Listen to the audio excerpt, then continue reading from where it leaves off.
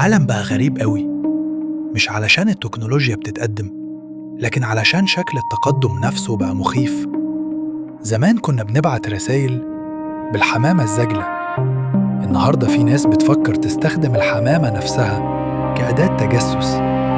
الموضوع مش خيال علمي بالكامل، في مجال علمي حقيقي اسمه واجهات الدماغ والكمبيوتر، Brain Computer Interface، أو اختصاراً BCI. المجال ده فكرته بسيطة في شكلها ومخيفة في تأثيرها، إنك تزرع شريحة إلكترونية دقيقة جداً في المخ وتبدأ تبعت إشارات عصبية تأثر على الحركة أو الاتجاه أو الاستجابة. في روسيا وفي دول تانية في أبحاث وتجارب معملية على طيور وحيوانات بيحاولوا يختبروا فكرة هل نقدر نوجه كائن حي عن بعد؟ تخيل معايا السيناريو ده، حمامة طايرة في الشارع ولا حد واخد باله منها ولا رادار يشك فيها، وفي نفس الوقت في جهاز على بعد كيلومترات بيبعت إشارات لمخها يغير اتجاهها.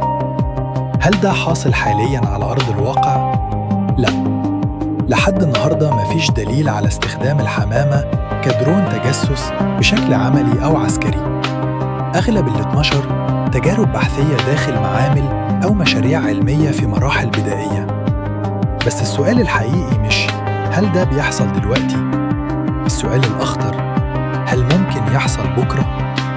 لو العلم قدر يتحكم في حركة طائر، إيه اللي يمنع بعد كده التحكم في حيوانات أكبر أو حتى في ردود أفعال بشر؟ إحنا دخلنا عصر الحدود فيه بين الإنسان والآلة بتتلاشى شوية شوية، والتكنولوجيا اللي بتبدأ كبحث علمي بريء ممكن في لحظة تتحول لأداة مراقبة أو سيطرة. العالم بيتغير بسرعة، والسؤال مش بس إيه اللي نقدر نعمله، لكن هل المفروض نعمله أصلاً؟ اكتب لي رأيك في الكومنتات. هل شايف التكنولوجيا دي مستقبل طبيعي ولا باب مرعب على عالم كل حركة فيه ممكن تكون مراقبة؟